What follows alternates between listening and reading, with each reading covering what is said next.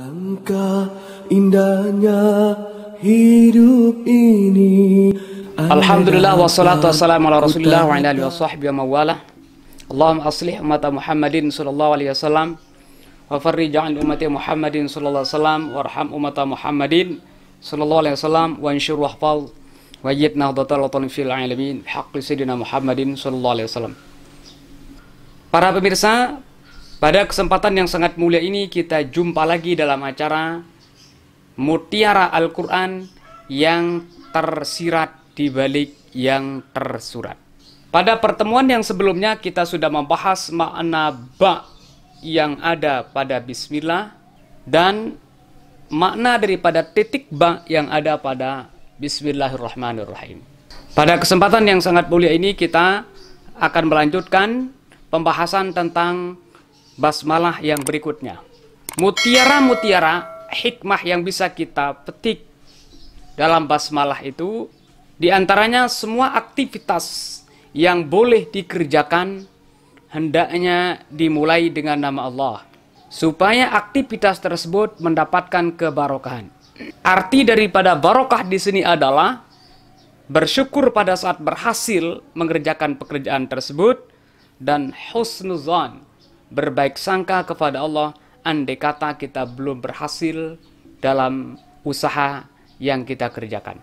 Sebelum kita lebih jauh membahas tentang kebarokahan di dalam membaca basmalah itu, perlu kita sedikit mengulas tentang hukum membaca basmalah.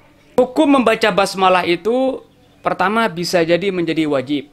Di mana tempatnya wajib, yaitu di saat kita sholat, yakni di dalam membaca Al-Fatihah. Dalam mazhab Syafi'i, basmalah ayatun minal Fatihah.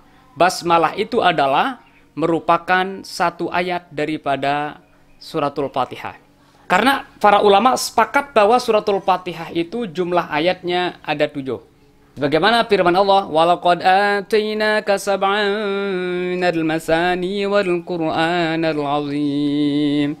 Sungguh wahai Muhammad, aku berikan kepadamu sab'an minal masani, yaitu 7 ayat yang selalu diulang-ulang. Nah, wal basmalah itu termasuk dalam kategori suratul Fatihah. Nah, dalam sholat, dalam mazhab Syafi'i wajib harus membaca basmalah. Kalau tidak membaca basmalah, berarti otomatis sholatnya batal. Yang kedua, bisa jadi membaca basmalah itu menjadi haram. Di manakah haram membaca basmalah? Yaitu pada perbuatan-perbuatan yang haram. Nauzubillah summa nauzubillah min zalik. Misalnya, ya, ada orang ingin berzina, baca basmalah dulu. Ada orang ingin mencuri, baca basmalah dulu. Maka membaca basmalah pada saat ini bisa menjadi haram. Kemudian berikutnya, membaca basmalah bisa jadi menjadi makruh.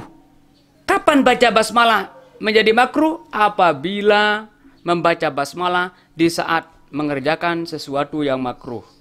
Mau merokok, sebelum merokok baca basmalah dulu, makruh. Kenapa? Karena merokok hukumnya makruh dalam mazhab Syafi'i. Nah, kemudian baca basmalah bisa hukumnya menjadi sunnah. Ada yang sunnah ainiyah dan ada yang sunnah kifayah. Misalnya mau baca Al-Quran, sunnah baca basmalah. Sunnah ainiyah. Setiap yang membaca Al-Quran, sunat untuk membaca basmalah itu. Dan bisa jadi baca basmalah itu hukumnya sunat kifayah. Apa artinya baca basmalah sunat kifayah membaca basmalah? Di mana tempatnya?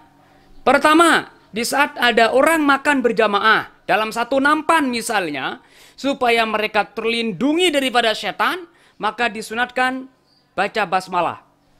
Dan sunat ini disebut sunat kifayah. Artinya, andai kata kita makan secara bersama dalam satu nampan, dan satu orang yang membaca basmalah, dan semua yang ikut makan dalam satu nampan itu dilindungi oleh Allah Subhanahu wa Ta'ala dari setan.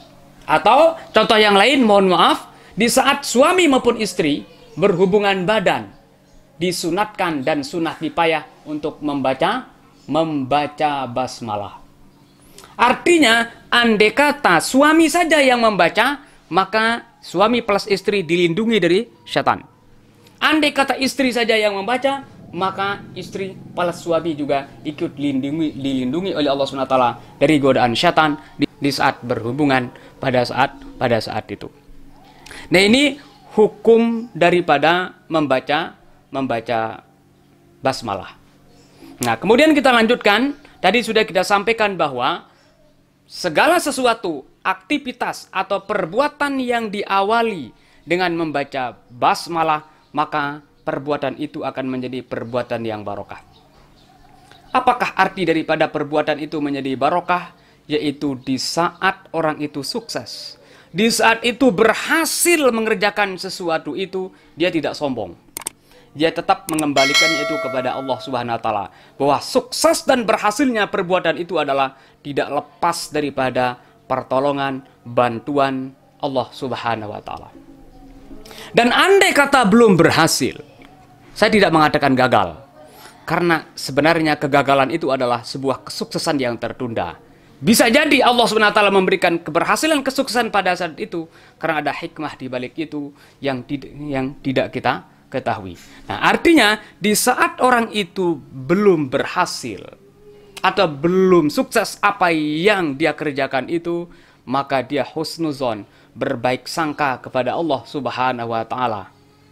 Dan dia berpikir bahwa di balik semua yang diatur semuanya adalah tidak lepas daripada ayat innallaha kana aliman hakima.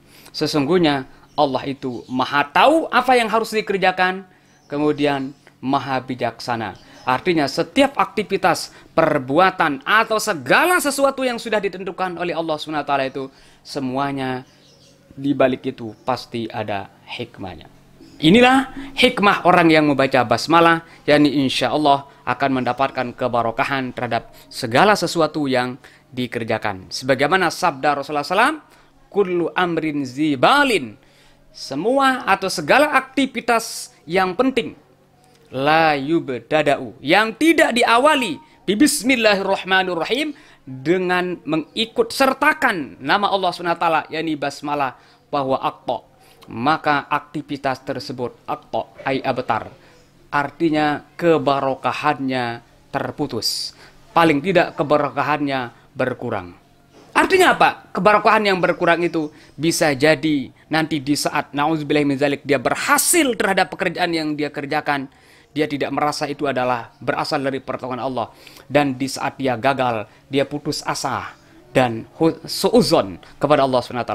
Na'udzubillah summa na'udzubillah min dzalik. Mungkin sekedar ini, mudah-mudahan semua aktivitas kita selalu kita sertai dengan Allah Subhanahu wa taala, sertai dengan basmalah, sehingga semua aktivitas kita diberikan keberkahan oleh Allah Subhanahu wa taala.